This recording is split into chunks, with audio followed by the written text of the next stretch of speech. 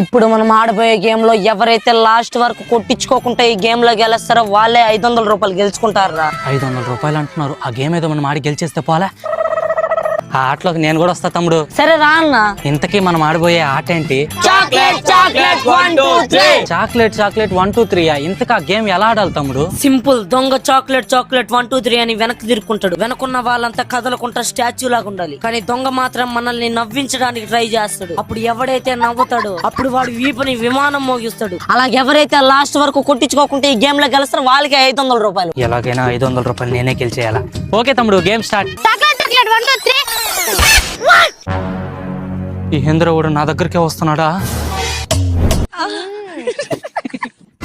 అవ్వాడు.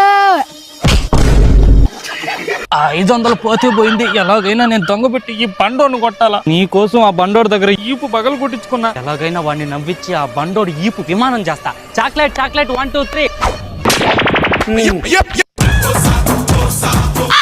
పిల్లనా అయ్యారా, నన్నే మోసం చేస్తారా? పోతే పోయారు. 500 మర్చిపోయి వెళ్ళిపోయారు కదా. ఈ 500తో పార్టీ చేస్తున్నాం పదండ్రా.